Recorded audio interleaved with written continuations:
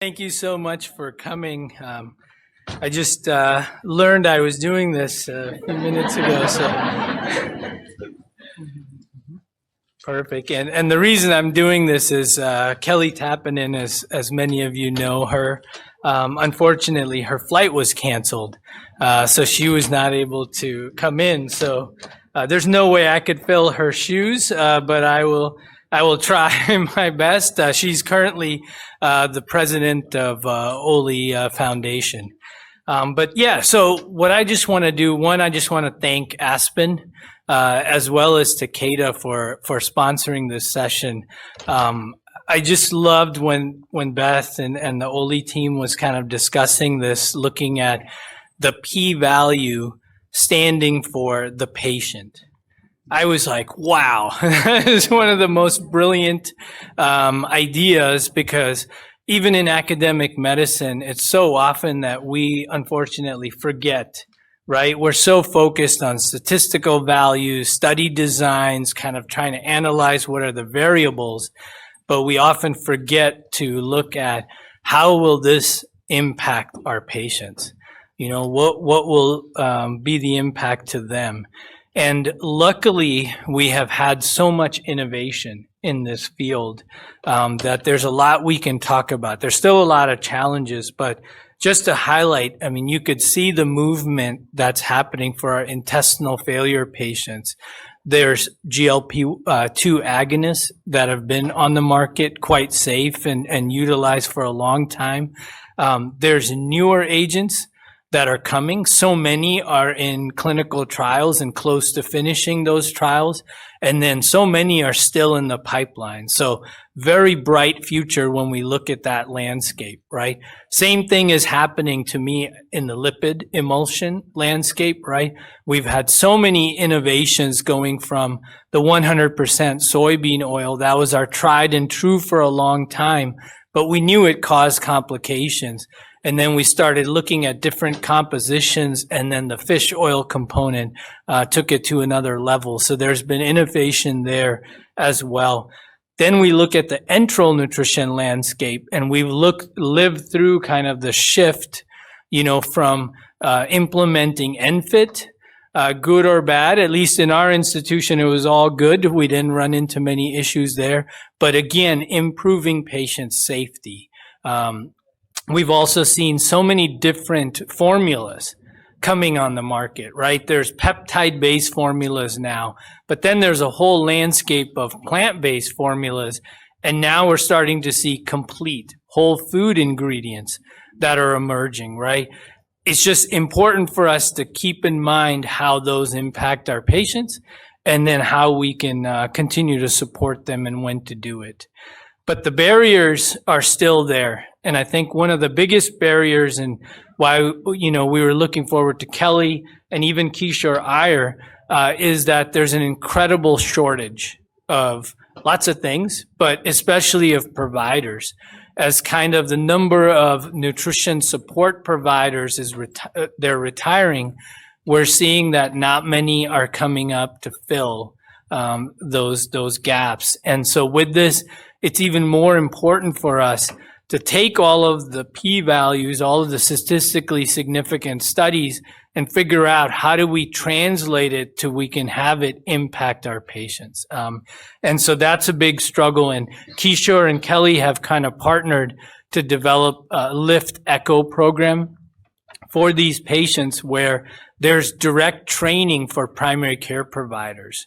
And the hope is that this way we're able to take these findings, disseminate them, and then kind of have it impact more and more patients who don't have access to the big academic centers where we have, you know, centers of excellence available to us. I think the other innovation that we're both looking at cautiously but optimistically is going to be artificial intelligence, right?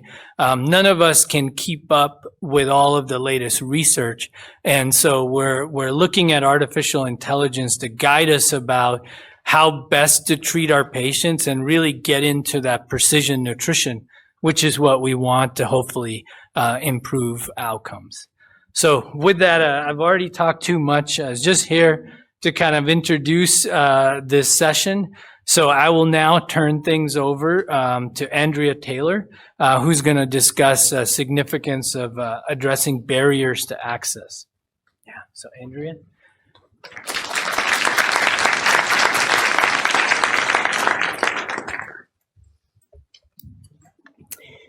Imagine being told that the nutrition that keeps you alive is on shortage, or the pharmacies that supply that are closing down. Or what if your disease state, your symptoms don't fit in those nice little boxes, and so your insurance says, I'm sorry, but we can't cover this at home? What if the only provider that is knowledgeable about your disease state is over 4 hours away, and you have to wait 6 months to see them? This is the reality of our home nutrition support patients. Oops, where are my slides? Oh no.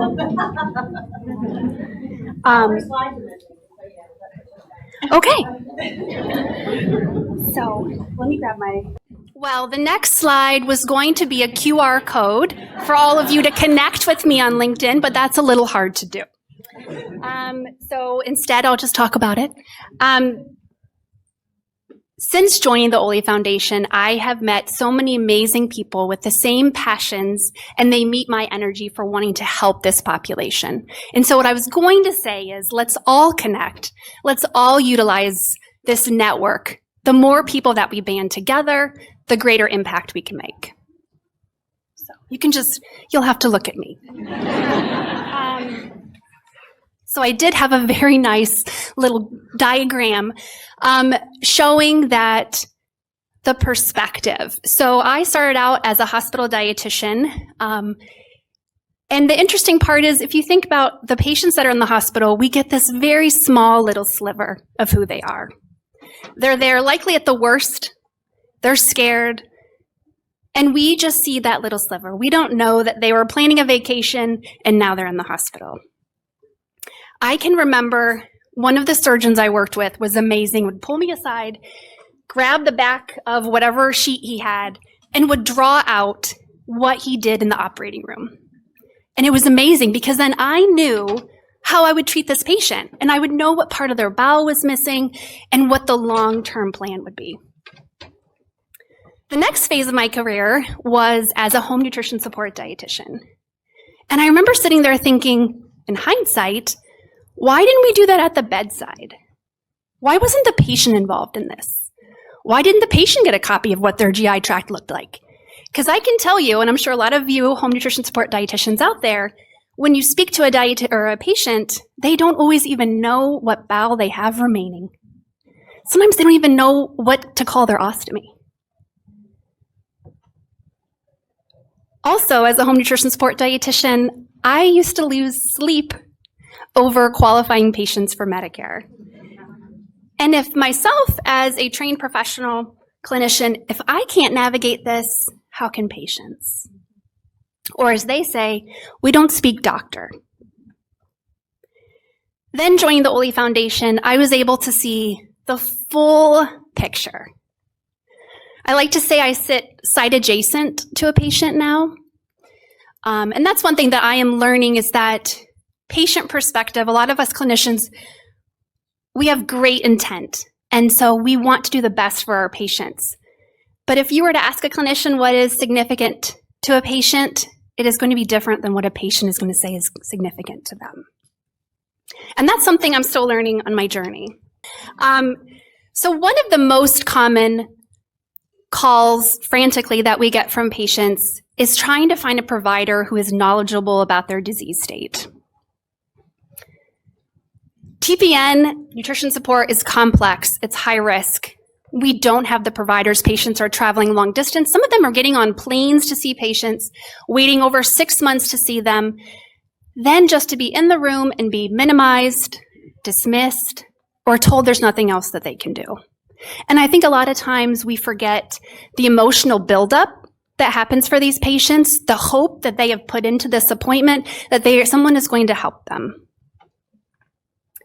even if they find a provider that is knowledgeable, do they even take their insurance? Are they accessible? And I'm sure any pediatric providers in the audience can attest that transitioning from pediatrics to adult is a mess. Especially these patients that have been with their providers since childhood, since birth, transitioning to adulthood to patients that they are brand new to these providers. Empathy. Empathy can go a long way. Being told you just need to eat more is very hard for a patient to hear who is struggling.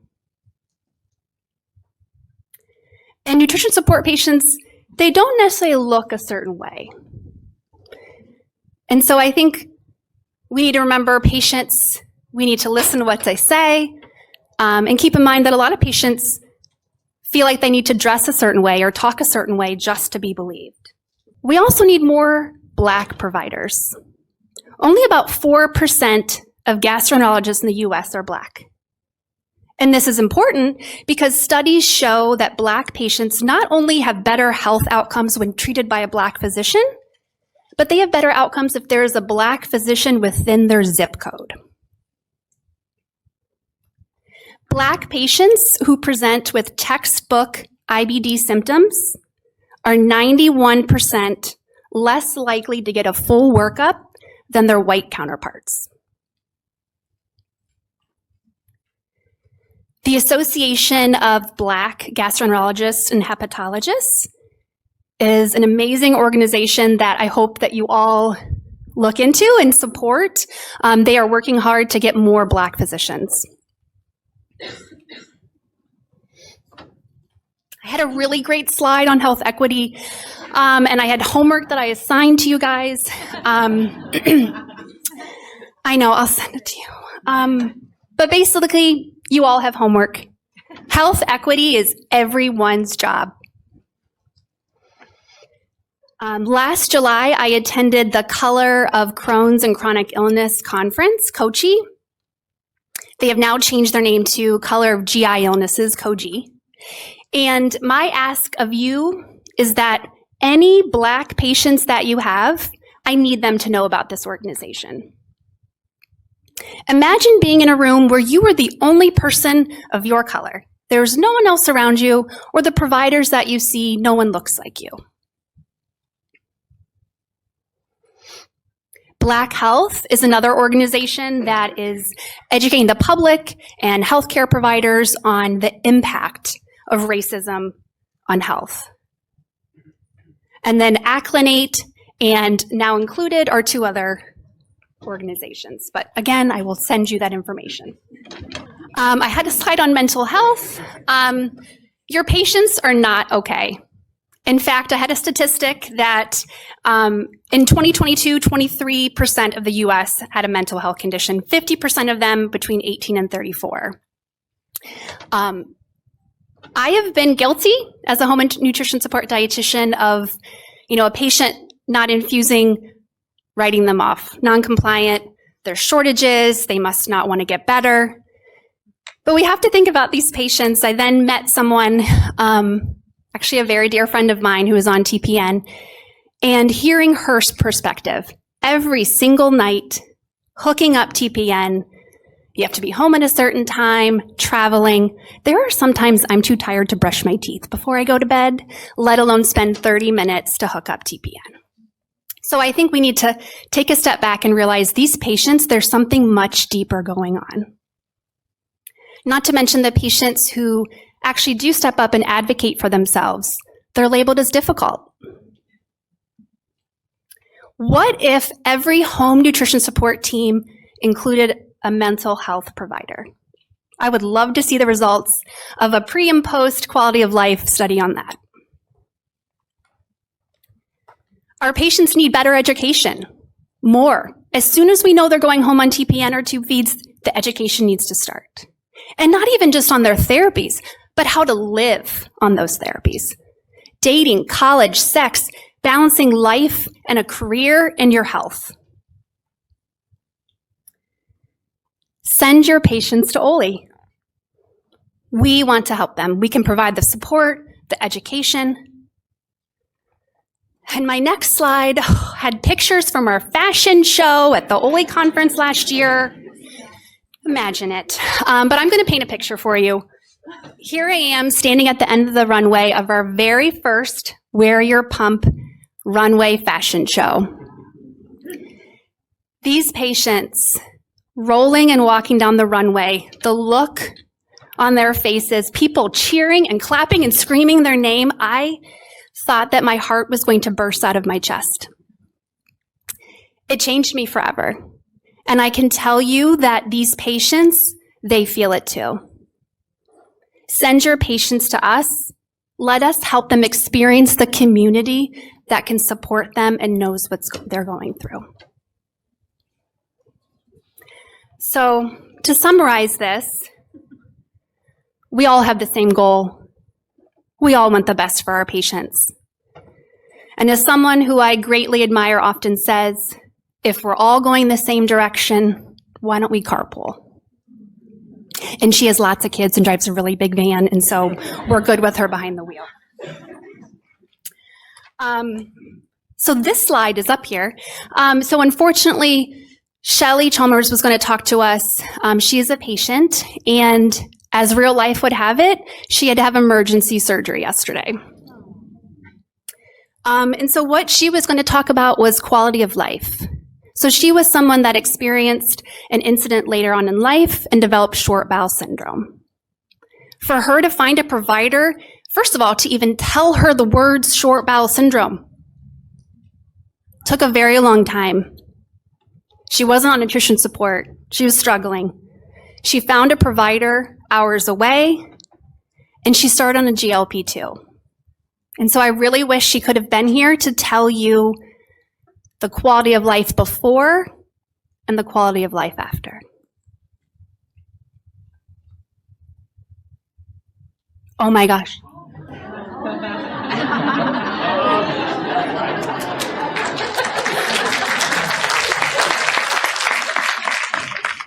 All right, well, just connect with me and I will send you all your homework on health equity and everything that you need to read.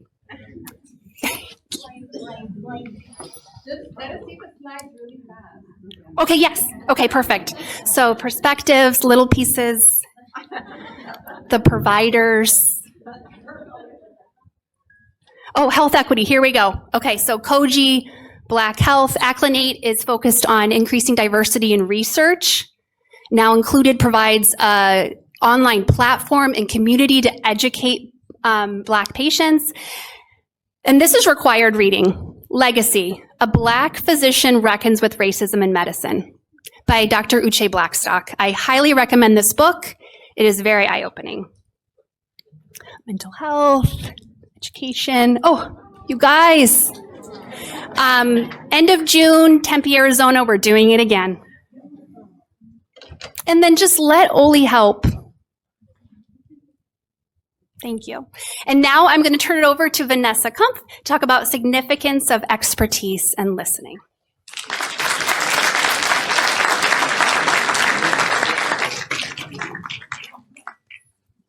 Oh my gosh, I was sweating it there. Am I going to have slides? Whew. We get so dependent on slides, don't we? Okay, so I've got these two areas I want to discuss. The significance of expertise, which Andrea segued into that nicely, and then the importance of listening to our patients. So I first want to talk about what the importance is of having this experienced team. And I feel that the team is a big part of that. It's not one individual, but you need a team to manage patients on nutrition support therapy. They're complex, prone to complications, and I don't think a single provider can really give it justice. With all of the intricacies of all of the, the things that are maybe traditionally, as a pharmacist, related to maybe the PN formulation, compatibility, You don't have one provider that's going to be able to be an expert in all these areas. The nursing issues, there's so many aspects of managing these patients that it really requires a team effort to really do it justice. That allows for the sharing of diverse knowledge and various experience from various perspectives. I'm continually learning things from my colleagues and coworkers who have expertise in different areas. We really work together as a team that really benefits the patient care. It does reduce complications and improves quality of life, and it is supported by, multiple international nutrition support professional organizations. So who are the key medical team members? And it really depends somewhat on the patient, obviously, but first of all, there's the prescriber, either an MD, NP, PA, and ultimately that provider is responsible, right? They're the provider writing the order. But you also need a team of clinicians representing the other disciplines, dietitians, pharmacists, nurses, really having expertise in all of those areas. Case management is important for, making sure you have the right services available, those referrals, oversight of, the home health, home infusion. So with the home infusion provider, I feel that, obviously that's a critical piece of the team. And especially if you're dealing with a prescriber who does not have expertise in the area or may not have a team available helping with the management of that patient, a lot then is assumed, a lot of that responsibility is assumed by the home infusion provider. So that role is very critical. The home health provider is important, especially for a patient who may need physical therapy in the home. That's an important aspect. And then there's all these other players that are important. Again, somewhat depending on the patient, but, expertise from surgery, gastroenterology, the interventional radiologist who's important for maintaining that central line or even the feeding tube. An ostomy or wound care specialist may be important. And then the mental health provider, as Andrea talked about, is another important individual. So if we all agree that this advanced level of training and experience is required to provide competent care for patients receiving nutrition support, what can we do as an individual? So obviously everyone here in the audience, you're here at a nutrition support educational conference. Great. That's part of it. So we each need to really take an active role in promoting this.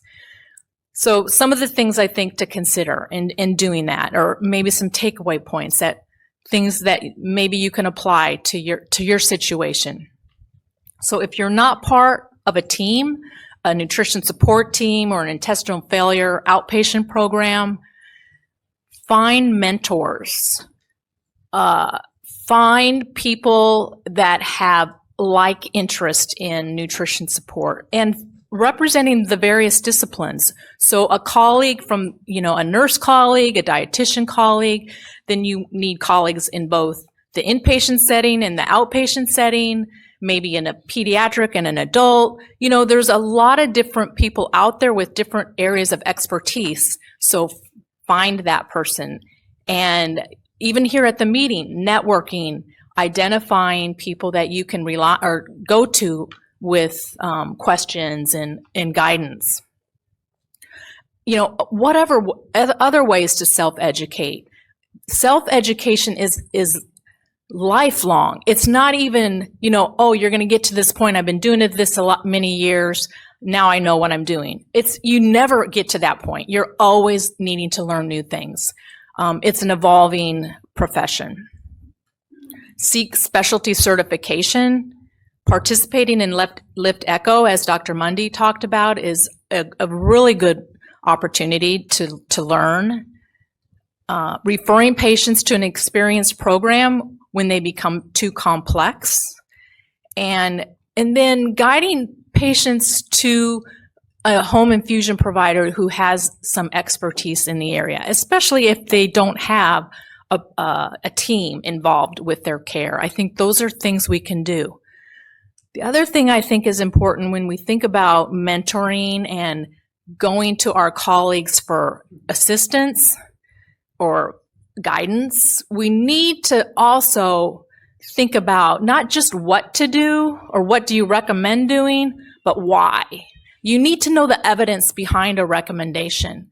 I think what I'm seeing more and more of in practice, and maybe because there aren't people that have the specialty, as many people with the specialty experience, you're seeing some bad recommendations out there, some bad recommendations. And if you ask why, they don't know why. But it's be careful. Be careful what guidance you're maybe even it's on the ASPEN forum of Member Connect. I've seen questions posted on Member Connect with responses that maybe are not the best. So take that all with, some skepticism. But if you understand the reason why, what the evidence is, that will help then guide you, developing the protocols you need, taking that back to your institution, sharing the knowledge, engaging other clinicians with interest in nutrition support. So that's things to think about. It's a challenge, but that's my 2 cents. So the next topic I want to talk about is the importance of listening to our patients. So this is an important concept or component of patient-focused care. So what is that? That's the model of healthcare that incorporates the preferences, needs, and values of the patient and their family. It's a personalized approach to care that's critical when managing these complex patients with chronic disease and complex therapies. So active listening. So when we talk to our patients and their family, try to find out, actively listening to identify what are their concerns, what are their priorities, what questions do they have, how well do they understand their condition. Those are some of the things that are an important aspect of actively listening. Maintaining eye contact, showing engaged interest, those are obvious things as well that help. So the value in listening to your patients, number one, it supports the ability to gather necessary information, right? But one thing I will say with this, we're all busy clinicians. We have limited amount of time when we are trying to gather this information from patients. And I admit I'm not the best at this, but trying to keep patients focused is very difficult. And I think that that's something we even actually have to work with our patients. Like I often tell them, you've got this upcoming clinic visit. Your provider has 15 minutes. Be prepared. Have your questions ready. Write things down. Try to stay focused. Obviously a lot of patients have this trauma related to whatever brought them to their condition. And so as you ask them questions, trying to understand what's going on, they can sometimes go down that rabbit hole because it's like that trauma is exposed and they just are, they take that as an opportunity to just really get sidetracked a bit. So keeping a patient focused is a challenge, but one that I think is important for both sides. Listening obviously strengthens that patient-family-clinician relationship. It engages that patient and their family as active participants in their care. It promotes recognition of what those priorities are. If you know their priorities, that really helps you as a clinician as well focus on what's most important when you start trying to help. And ultimately, it does promote patient independence and the ability to cope with the burdens associated with their chronic disease and related therapies. And with that, I will turn it over to Vince Rosche, who will talk about the significance of shared decision-making being heard. Thank you.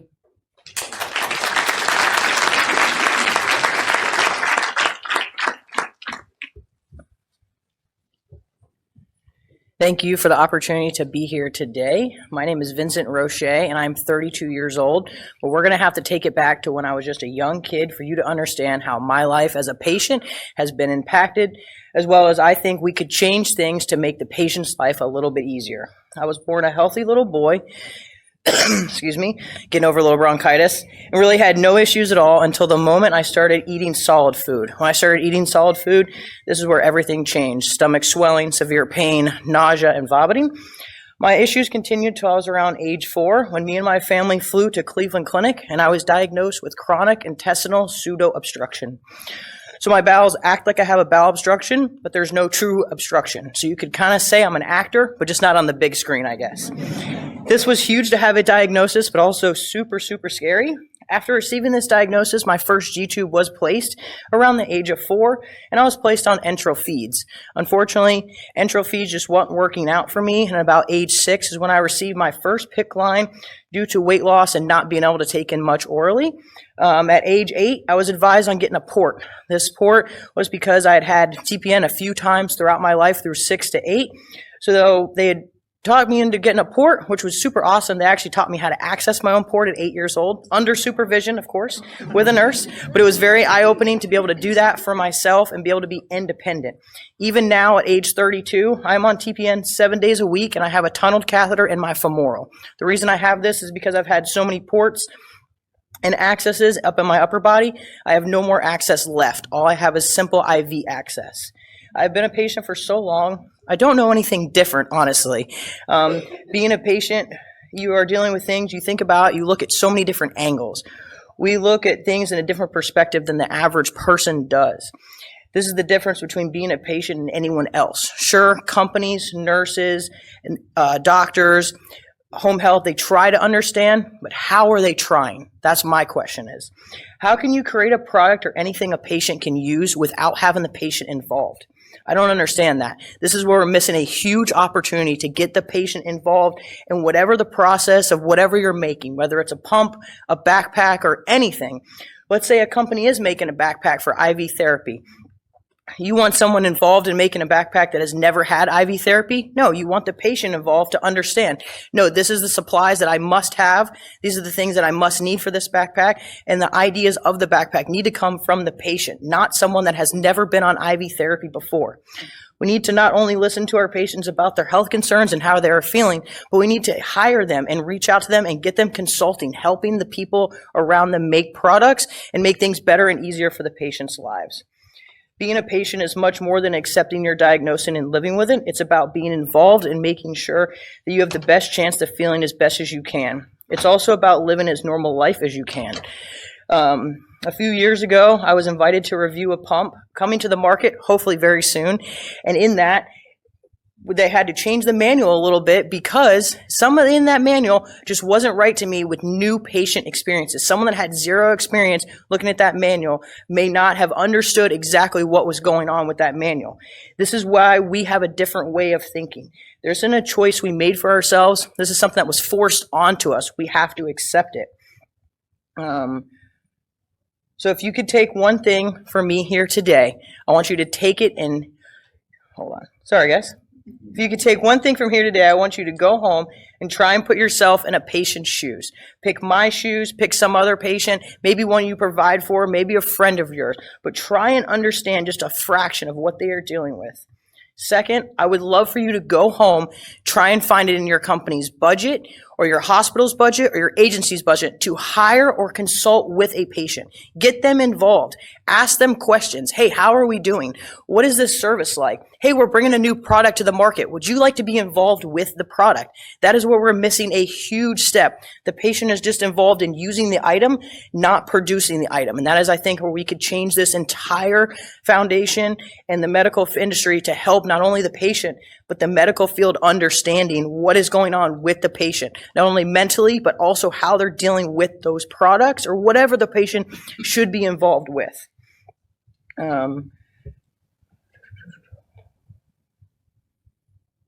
before I leave you today, I just want to show off a few amazing things in my life also that pretty much have kept me kind of on balance. It's really not too much health related, but one is my amazing mother. Without my amazing mother today, I wouldn't be here. I think she pretty much kept me alive, and she was my advocate before I became my advocate.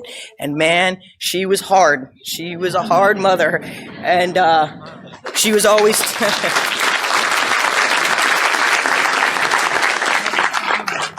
She taught me at a very young age that you were born with this, and yes, it does suck. But you know what? Deal with it and figure out how to deal with it properly. And she was a little bit hard on me for saying that, but we got through everything together. She was there when I accessed my port together. We didn't need home health to come every single day. We were able to be very independent, and that made our lives. We could go on vacation. We could really do whatever we want. So we didn't have to have the support. We were the support for ourselves. Next, everybody should have an amazing animal. So if you don't have a furry friend, please go find one, get one. Talk all your patients into getting furry friends. This dog completely changed my life, completely for the better, definitely. And then lastly, my wonderful girlfriend, Gabby, she supports me and went to NHIA with me in the last year and is also here today. So thank you guys very much.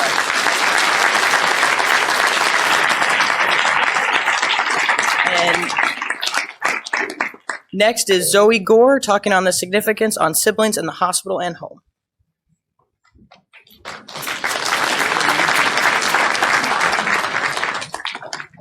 Hello. So Manny and I love to talk about superheroes. We actually come here every year for Comic-Con in the big exhibit hall upstairs. We had to navigate a super crowded exhibit hall in a giant Tank Man costume that I hand built. That was a whole thing. Let's just say from now on, he's only wearing small costumes. One of my earliest memories of Manny was on the first day of first grade. Mom had to bring Manny when she dropped us off at school. And I remember showing Manny off, and I loved talking about him and just how amazing he was. And everyone, of course, fell in love with him. Early on, I learned how to be effective while being affected. There's this one time, my mom was in the hospital hours away, and Manny's line got stuck. It wouldn't flush or pull out anything, and I panicked and I shut down. And so thankfully I have 4 other amazing siblings, and they FaceTimed our mom. My sister was the hands, and they thankfully got it to go through and work. And so that's why we've had to learn how to be effective while being affected. I could tell a whole bunch of stories of how our life has gone wrong and how just things go bad in a split second, but life isn't just about the bad parts. There are so many amazing experiences that we get to do. One of our favorite things is hanging out by the pool. And of course, Manny can't get in himself, so we always try to include him. There was this game him and I would play. I would use his hands to throw a pool toy as far as he could into the pool, and then I'd jump in and retrieve it, and we just do that over and over again. We also took a trip to Alaska. I think it was like right after he had gotten his tubes. That was a long story too. We also have been to prom together. We did a whole promposal, and we danced the whole night away until he got tired and wanted to go home. As much as I would like life to be all fun and games, there are extra responsibilities that come with having a sibling like Manny. We gotta set up the TPN and make sure it's set out for the day, put the vitamins in, tubing, batteries, all that. I disconnect him and connect him every day.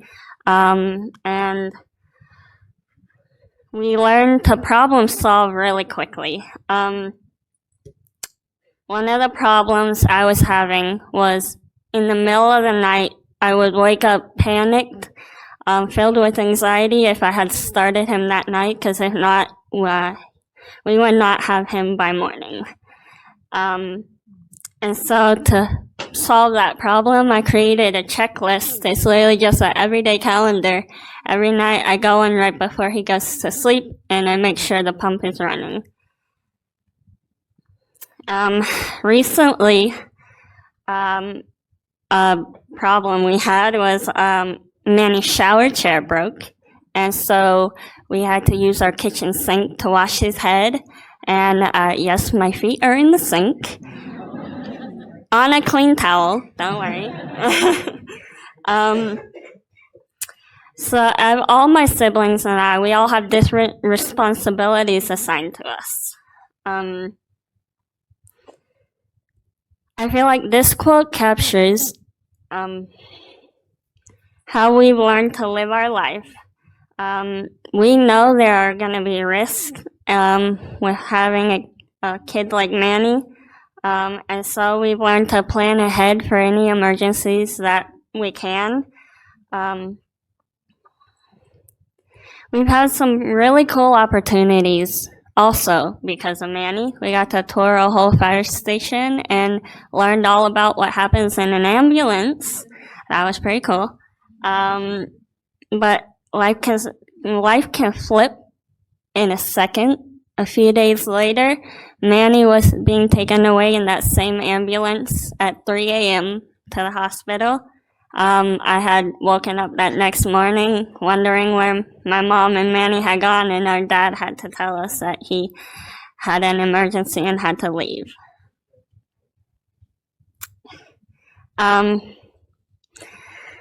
When emergencies happen, there are a rainbow of emotions that I go through. At first, I usually start out panicked, and I'm pretty frustrated, and then I usually kick it into gear, and you either have to get into gear or get out of the way in our family. And then I sort of just go into almost a numb mindset of, well, let's get him packed up so he can get to the hospital so he can have a fighting chance. And when it's really bad, I pray and I ask God, please let them make it to the hospital. I'd often wonder, is this the last time I'm going to get to see Manny?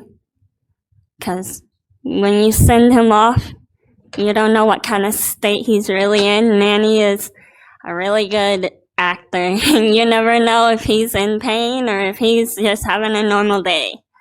When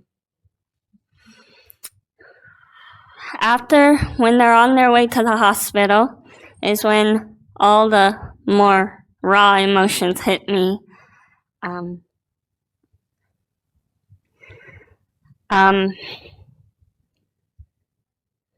I usually feel an overwhelming sadness, and then a feeling of guilt of, was this preventable? Could I have done something better to make sure he hadn't ended up in the hospital that day?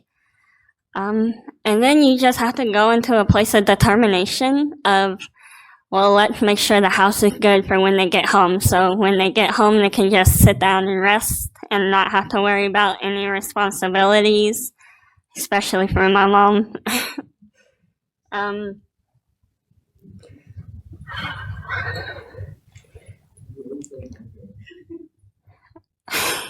I was 6 years old when he lived in the hospital, basically. So we would visit him a lot when we were younger. We even had to bring hair supplies so our mom could do our hair, because she'd be gone for weeks at a time. We would never know when she would come back home.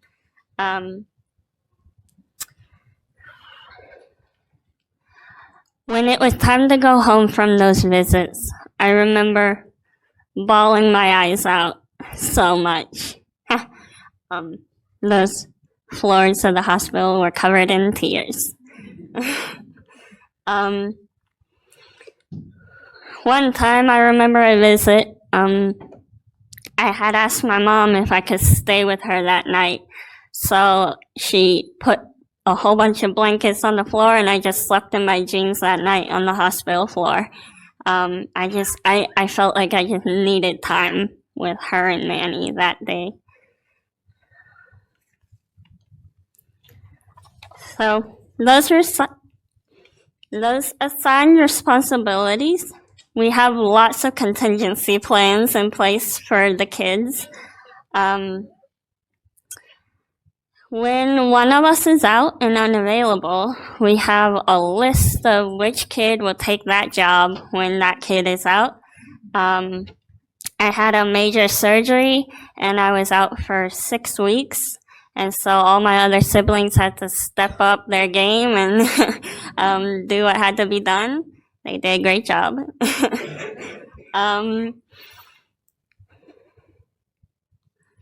Our whole family has learned how to be effective while being affected. Today, I've shared a fraction of the significance of nutrition support on siblings. And I hope you've been affected so you can be more effective. This mindset has shaped my future and my career choices. I have learned how to serve and protect Manny my entire life, and I want to become a sheriff to create a program on teaching on the different disabilities they're going to come across on the field, whether that be mental or physical. And now I want to protect the community in that way. It just means a lot to me. And you guys are a big part of our lives and the decisions that the people around the patients choose. Next up is Mom talking about the significance of community.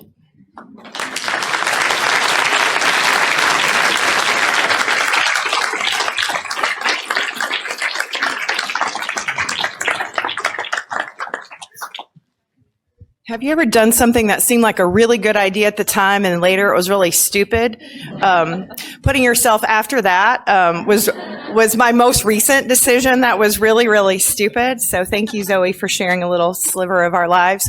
I talk about Manny quite a bit. He's here if you keep hearing Manny talk over here. Like he said, good job, Zoe, and you're a really good mom. I hope that was on camera, right? And this right here, following what Zoe just said,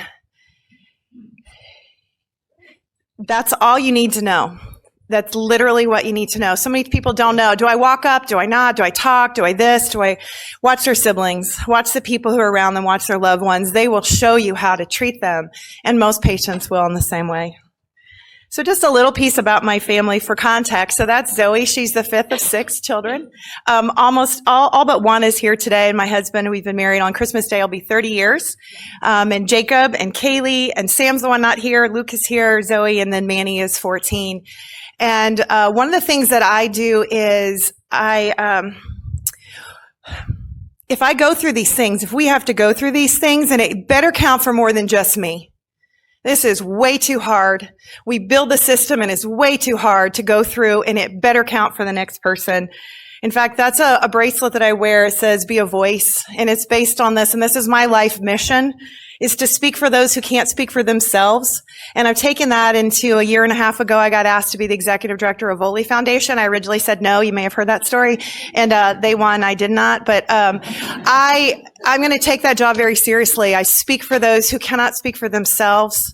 And we pull them all as a part of our community. You're part of our community. And as this little sign over there says, you don't have to do big things. Just be kind. Just care. That's really it. So community, if you look at it in a really boring way, right? It's like, why is it important to be connected to community? That's why are you here today? It's part of these same things. Well, patients, we want the same thing. The caregivers, we need the same thing. We need information to be shared. We need understanding and empathy and to reduce our isolation. And we need a collective advocacy and some national systemic things to change. And we want to share our common experiences, and we want to laugh at the breakfast table, and we want to run into you as you go into the exhibit hall, because that stuff, not just the sessions that you can get on webinars, but the stuff in between, isn't that some of the best stuff that you guys like at conferences? I know that's some of the best things that I like, is that shared wisdom and that shared responsibility, and oh, you're going through that same thing too. That's some of the best stuff of life for you guys. Well, it's the same thing for parents and for patients. And to be a sense of belonging and so forth. And if you were just to Google why, does somebody need to be a part of a community, it's these reasons and more. So one of the things that we did is when we took over as the executive director after Joan Bishop, if you've known her, 40 years of Oley. Oley's done really great things for 40 years, and she said at 75 that she wanted to retire. Can you believe that? And so I stuffed in some pretty big shoes, and one of the first things we did as a board is to have a strategic plan, and this is it. And I know it's a little small to read over there. That's okay. I'll talk to you about it. And I'm going to work from my bottom up. It's starting of community. Why is that one of our 4 pillars? Community is what we're just talking about today. We have to belong, and it's not just me. Like my own little family community, as Zoe described, some of the things like when I'm out of town, who does the TPN and who does we have to do this to survive. So our community, it's the outcome. Community is the who, but it's also the outcome. That's what we're looking for, is community. And then there's innovation, and I want to talk to you really quickly about innovation. Zoe, can you bring me my phone? I didn't, thanks, sweetie. So innovation comes in a lot of different ways, right? So Dr. Mundi said about it earlier. One of the things that Dr. Tappenden was going to be talking about is there are over 900, if you're familiar, who here is familiar with Lift Echo? Are you guys familiar with Lift Echo? So there's over 900 echoes around the world, and there's not one that lets patients in. That's part of the model, right? And that makes sense. There's HIPAA, and there's, just sensitive information, and there's a lot of reasons that's the case. So Dr. Iyer and I and others have been talking for a while that says sometimes we, the long-term nutrition support home patients, we are one of the experts. We are one of the experts. And so we feel like we deserve a seat at the table. And so we, Dr. Iyer and I have put together a proposal, and we're looking for grant funding, and we've put it out for a proposal for a patient version of Echo. And it would be the first in the country, the first in the world to do that. And what we would do is things like, it's not one individual question, it's what are the questions that patients are asking? What are some of the holistic systemic things that they're asking? Not, do I need to be on longevity 1.2 or whatever, that's not what it's about, right? It's about what do we need? And we're really hoping that will help shape the future of where we go. Innovation comes in a lot of ways. I got an email just this morning. She's in the room, which is why I wanted to read this. Just to read you a little snip.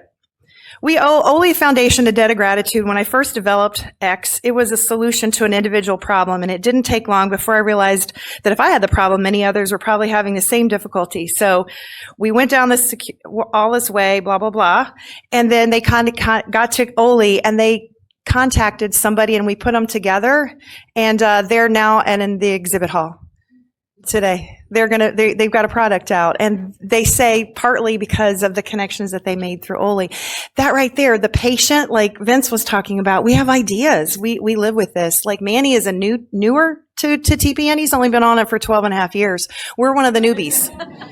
Seriously. I mean, until you've hit at least 20, you're a newbie still. So isn't that an interesting perspective? Since you were 2, I know. I was there. So next is education as we work our way up. And so what's interesting is, just like Vince was talking about, a lot of times education, it's in you guys tell us what you think we need to know. And it's not always an accessible language. And I don't even just mean like Spanish or Italian. I mean like we don't speak doctor. We don't know what you're talking about sometimes. And it takes a lifetime to learn this. And we don't always do that. So it's just really helpful to include us. Also, the kind of questions that we're asking are probably some different questions than you guys might think we need to know. And so one of the things that I actually put out is I have an idea about some patient-led research and education initiatives, and you'll be hearing about that in the near future. And advocacy, and I want to talk about that very, very quickly because that means a lot of different things to different people. Maybe it means going to the Hill, or it means all these things. But in my world, 2 of and 4, being the voice, 2 of and 4 those on nutrition support. So 2 is the education. We talk to you, we give you in patient-friendly language and so forth. But of, what are they saying? What are the voices of? Can they be heard? Are we hearing what the patients are actually saying in a way that we can do something about it? That's the voice of. And then 4 is, let's take that collective voice and let's do something about it to change the system for the good for all of us. That's advocacy in my world. So today we've asked the question of, can we rethink the p-value? So I have a PhD, my minor statistics, and so I just had to do that little tongue-in-cheek thing there. But so what matters to patients on long-term support? Do you know? Do you know what some of the biggest struggles and challenges from the patient point of view are, or what's significant to patients? I know you do. They might not, so we'll talk to them, okay? All right, so the question is, have we asked them? That's my question, have we asked them? And I'm really proud to say we're starting to. There are 2, I can look around this room, there are 2 resources that have come out in the last little bit that I personally know about that are very new, hot off the press, were started with patients. Not 99%'s done and this marketing slick's already done and by the way, we should see if a patient likes this. It's from the very beginning and the outset, and we're shaped that way. That's where we need to go, just like Vince was saying. Apparently, you guys are going to stay in the dark over there. I don't know. So one of the other things we did, we started to ask last year, the Oley Foundation, we put out a little survey of our patients and said, what are some of the concerns? What stresses you out? What worries you? And these are some of the top ones that came out. Complications related to device was the number 1. And I actually had to fight to put that on the survey because a lot of the clinicians were like, that's not going to show up. And I'm like, yeah, it is. I was dealing with 2 at the time. Manny has a central line, but he also has a G-tube for venting. And we were, at the time I was writing the survey, we're dealing with complications to both. So I thought, well, maybe I'm the only one. Apparently not. Fighting the system. That's its whole thing. Complications, of course, related to therapy, mental health, quality of life, activities, daily living. If it's hard for us to just brush our teeth every night, these are very hard. And then shortages, and there's a little shameless plug. Tomorrow at 10 will be the session SU 22. ASPEN last year put out a clinician survey and a patient survey that mirror each other, and we're going to be talking about the results of those survey hot off the presses. Very exciting because patients were asked, how are you being affected? And I was told kind of behind the scenes, it's probably going to be no big deal. And they were kind of shocked by the data. I wasn't. Well, now we got yellow lights over there. What are you doing? Okay. And then this is another one that's really hot off the presses of asking patients what's going on. It came out December. And I know you can't read this right now, but what they did was they kind of did behind the scenes, and they were scoping while we didn't know. What are we asking each other? These are questions we're asking each other. And then there was themes of it.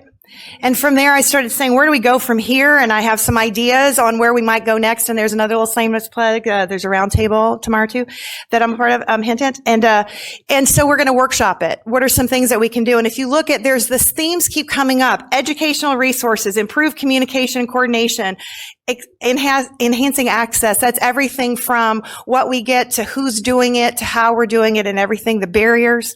Because the people who need us most are the least likely to get our therapies. The people who need us most are the least likely to get connected with Oley. That's my heart. If you see my family, you know that this is my heart. We have to do better in this world. So I don't know if you know Johari's window, but it's the things that are known and things that are unknown. For example, like the back of my head you can see, but I can't, for example. And so this bottom quadrant down here, nobody needs to talk about that right now, because if I don't know and you don't know, then how are we going to talk about it, right? And this one up here is where we all want to be, shared decision making, where you know things and I know things and we're collaborating together, we're carpooling, we're making decisions together. Here's the problem area though over here is where patients don't know, but you guys know. Okay, so there's a lot of stuff that you guys know that we don't know. And we don't know what we don't know. We didn't know to ask that question, and we didn't know to seek that advice, and we didn't know we were doing it wrong because we don't know what we don't know. Sometimes it's non-compliant, and I know patients come in every spectrum, but sometimes we don't know because nobody told us. So that has to change. And that teach us, reach us, talk to us about what we know and don't know. Find out in an accessible language. But here's the other one, is down here is there's stuff we know that you don't know. Oops. And sometimes there's things you don't necessarily need to know, but there are things that we know and we don't trust the relationship enough to tell you. And that needs to change too. We need to trust each other enough that I can tell you what I need to tell you without you judging me, without you throwing me off of therapy, without you doing whatever it is that we're afraid. And maybe it'll never happen, but patients are afraid. We hear this all the time. And that's got to change. And right now, current research a lot of times is focused here. Hey, I'm a clinician, I have a question, I want to answer that question, and we're like, go for it. That sounds good, because you need to know more things. Go for it. But it doesn't necessarily always affect us. Because sometimes what's studied is important, and sometimes what's studied is not as statistically significant in the p-value, and P stands for patient. Did I say that politically correctly? All right. Over here, though, is where we have things. We've got patient-led research initiatives and priorities and education that we have interest in, too. And we got to tell you guys, these are some things that we're interested in studying and learning. How is it to do blah, blah, blah? Does it matter if we start on a therapy early or late? Does it change our outcomes if we do this and that? We have interesting questions that I think some people would be interested to know the data of it. And so that's what we find significant, is this relationship where you tell us what we need to know, we tell you what you need to know, and we work collaboratively. We come up with the answers that we don't currently know, but it's knowable. Here's another way of saying the same thing. There's lived experience, there's clinical knowledge, there's professional expertise, but all together we can harness it together, and it's organizational wisdom. And that's where we're trying to sync. And that's where Oley is really focusing. And that's one of the really cool things about Oley is we got everybody at their table. We've got patients and clinicians there. We've got academic there. We've got all the suppliers and the provider. We've got the whole thing there. And the whole purpose is to say, can we see it from a patient perspective? And it's kind of cool. And one of the things that we do to bring those three worlds together is our conference. And I know you can't read all this, but hopefully you can see at least a little bit of the middle. I want to tell you, I'll read this middle. It says, how great it was to be a part of my community, the community I've been longing for my entire life. To know that I can do and be anything I want to, that no doctor or medical team can limit my abilities. I've always thought that I wouldn't live a long life. Let that sink in for a second. She's 22. Today I sit next to a woman and men twice and triple my age who are on long TPN, and for once I feel like I can live a long, full life and get the experience not only of a mother, but a grandmother, and not worry about leaving this life too soon. That was what a 22-year-old who was a newly married said by being at our conference last year. One of the things that's really cool is you'll see at our conference is there was a man who was in his early 70s, and he had been recently placed on tube feeds. And he wasn't happy about it. He was very disgruntled about it. He was like, oh, I can't believe I have to do this. Wearing his backpack and kind of angry from throat cancer. And then he saw a 3-year-old on tube feeds running around like an idiot, playing, climbing on everything, living their life. And he was like, oh, Oh, right. And the 3-year-old is looking at the 7-year-old that says, maybe I can do that one day. And the 7-year-old is looking at the teenager going, maybe that can be me one day. And the teenager is looking at the young adult saying, they're dating. That's possible. And this one had just gotten married. It says, it's possible to get pregnant on TPN. I didn't know that. And so forth and so on. And that right there is the beauty of the community. And what's fun is people like Vanessa are sitting there at the tables with us over lunch. Some of us reading, some of us are not. And there's no judgment at our table. Everybody's welcome at our table. In fact, you don't even have to sit at the table if you don't want to. You can go look at the exhibit hall instead, right? Everybody's welcome at our table. But that's what community looks like. And you can be a part of it. We would love for you to be a part of it. If you want to be involved, you say, I want to do more. I don't know how to do this. I just want to do something, but I don't know what it is. The first thing, tell everybody you know about Oley. Tell everybody, Oley.org. It's not that hard. Oley.org. And it's free for all members to become a member. You can sign up for the Clinical Advisory Committee. One of the things that Dr. Mundi did not mention is that he's the chair for our Clinical Advisory Committee, which was just launched very recently. And we have need. We're actively seeking people that want to help write and edit patient-friendly language. We're working on everything from our national priorities for advocacy. There's a lot of cool things. If you want to get involved, or come talk to us more at our booth. We'll be there. The other thing you can do is send your patients to the Oley conference. It's free for all patients to attend the Oley conference. We charge a small fee for everybody else, but life is very expensive on these therapies, as you can maybe imagine. It is the things that are not covered are beyond what you can imagine, probably, if you've not lived this life or lived site adjacent to this life. And so we seek travel funds all the time. And so $5 here and $5 there adds up that somebody can go to the conference and pay for their hotel and things like that wouldn't be able to come. And so that's what our money is used for, is being able to get patients there to come to the conference. So at the beginning, on your seats, you should all have this, and those that are in the back, hopefully you have one too, but I have an assignment for you. You also have a pen, so we planned ahead. Paper and a pen. Look at us. At our conference this year, our theme is going to be connected, because that's what we call it when we connect or disconnect from TPN or tube feeds. Well, we also call it hooking up, but that inferred a whole nother conference.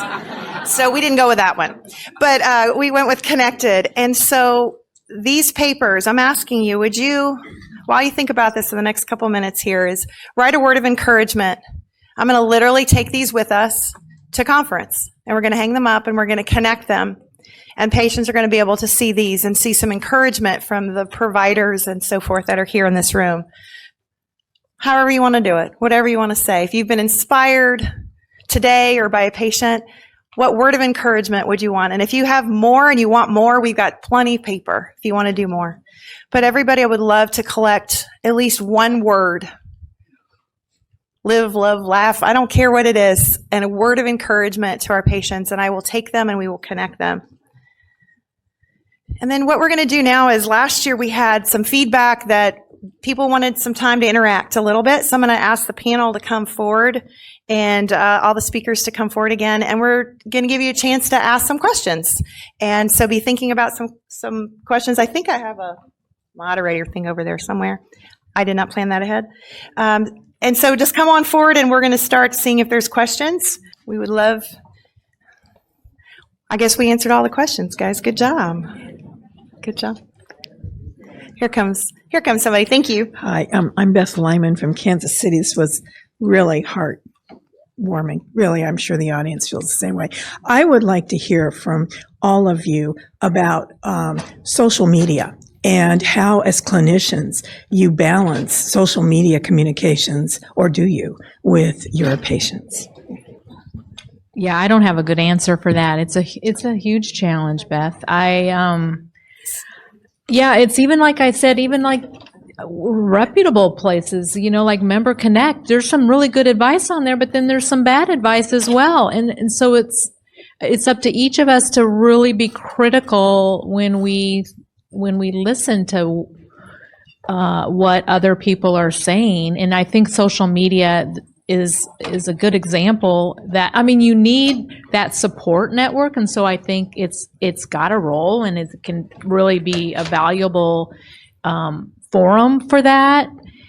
But just be cautious. And that's really all I can, try to advise patients with that, and maybe address if they heard something with social media or they have a specific question, if I can help guide them with that.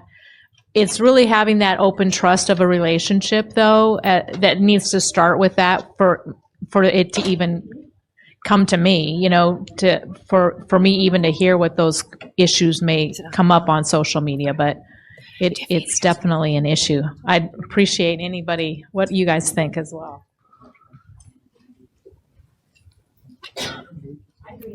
It's a tough one, right? With social media. I know that for us, for the Oley Foundation, we try to send people to reputable organizations. If it's not something that we can handle or we have the answer for, I give them resources or organizations, but it's a challenge. I think part of the issue is that there's a void, and they're going to find it. If it's not good information, they're going to find information. And so I think it behooves us to stand ahead of it, to start having these conversations, because patients are seeking the answers, and where they're going to land is, if there's a void, that's still where they're going to land. So it behooves us to give out good education that's reputable, that's accessible, that's timely, and so forth. And I'm just going to say too, as a Oley Foundation, one of the most frustrating things for me personally as Beth is that we say, oh, talk to your clinician, which is great. 100% agree. That is exactly what it should be. What if you don't have one yet? Now what do I do? What if that's the problem, is I haven't found one yet? What if the access is my clinician is part of the issue? So that can't be the only answer. It needs to be 99% of the answers. It can't be all of them. And we need to step up to that. Thank you. Somebody else was in line for a question? And then there was one that was submitted to, as an acute care hospital dietitian, how can I help prepare my patient for home nutrition support? Do you want to answer this one? Why start walking over there? So my patients feel comfortable. What education materials are available, provider and patient? So basically, what do they need to know to go home? How do they help prepare a patient to go home? You can't prepare a patient to go home enough. That's the problem, is there's not enough involved. You could spend hours and hours and hours, and you're never going to have that patient, because they're thinking about their disease while you're explaining what's going on with them. So you're telling them about their new tube, and they don't even understand how to complete their life anymore with that new tube. So we need to have a whole team and really get with them and help them understand multiple different angles, living their life, as well as accepting the new med or the product or whatever they'd be using. Good answer. I would also add that they can just send them to Oley, tell them about Oley, and we'll take it from there. That's awesome. Yeah, I think it's like prioritizing, right? Like what's most important. So safety, like how to connect and disconnect, like some safe, practical things. And then just continue with it's a continual process, and to reassess ongoing. Now, where are they in their journey, and how can I help? But it needs to be done what is their priority, but it needs to be ongoing. Well, and I want to say, while Wanda's in the room and Kelly's in the room and others, that part of those educational materials that I'm talking about that needs to be developed is patients developing what needs to happen in order to go home safely. What is that checklist? And it needs to start with us, and we've already started that one, and we need to have it clinically vetted and so forth to make sure. It also needs to be part of a discharge package that says the moment that you know that this person is going to get a G-tube or an NJ tube or whatever it is, or TPN, they're going to go home, there's even a likelihood that this patient is going to leave the hospital. My father was on TPN in the hospital years ago, right? He didn't go home with it. So how much about nutrition support did he or my mom need to know? Zero. Do you know how much I needed to know whenever we left the hospital and versus how much we were taught? And everybody has this, the next person in the line will tell you, and everybody in the line says, oh, the person before you should have told you. By the end, we are told nothing, and it is not okay, and it's dangerous. And I come from a patient safety world, and I'm telling you right now, preventable patient harm, and I could go down down that whole thing. If you get another 3 hours, that's what we could talk about, right? But there are educational resources that are in my head and in patients' heads that we need to get on paper.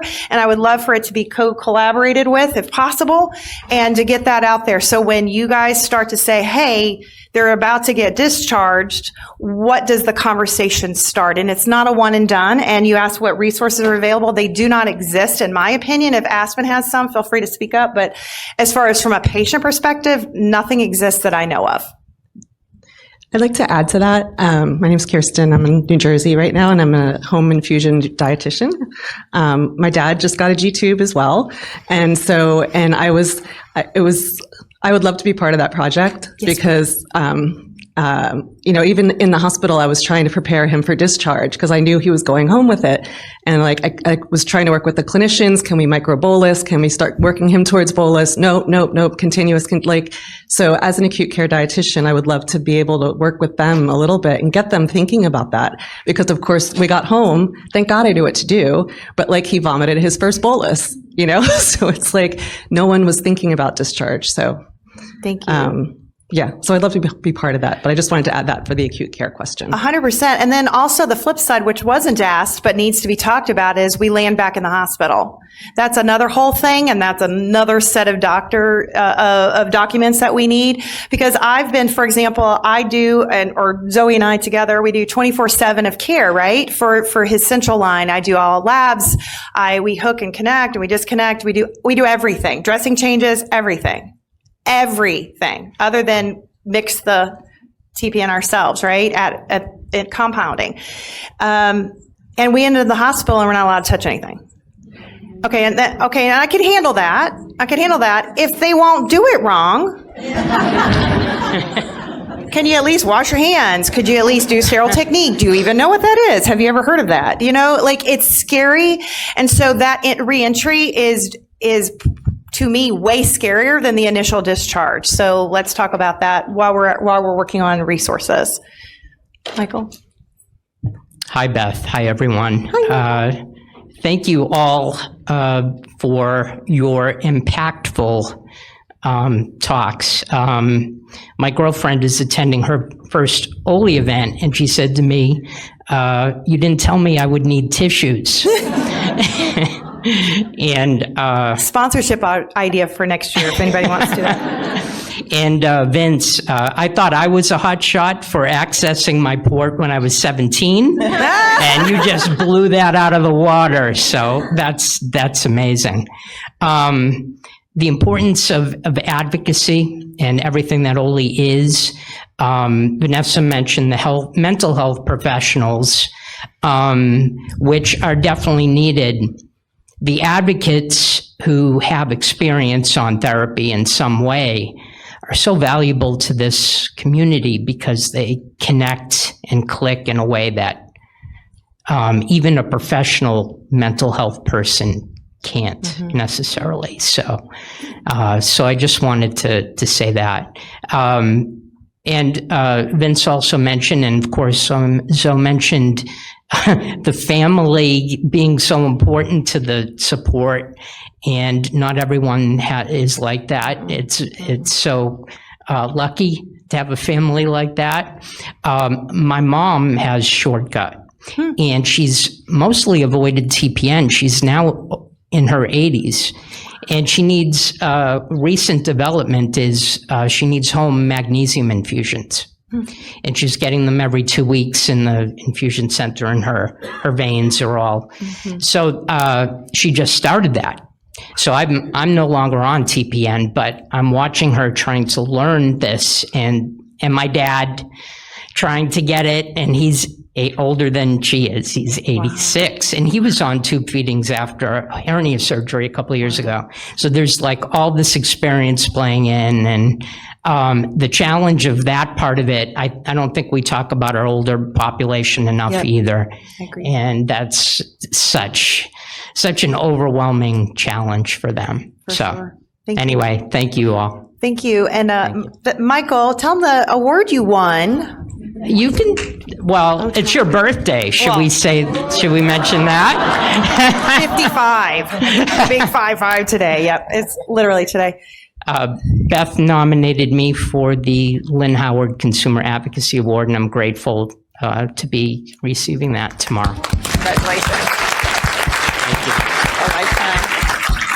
But yeah, so even just one really quick comment about mental health, and see if this rings any bells with anybody. So if you are a patient who needs to go into, say, a psychological shutdown, evaluation, any of those kind of words, right? They take away everything. They take away your shoestrings and all sorts of things. So nutrition support therapy is not allowed.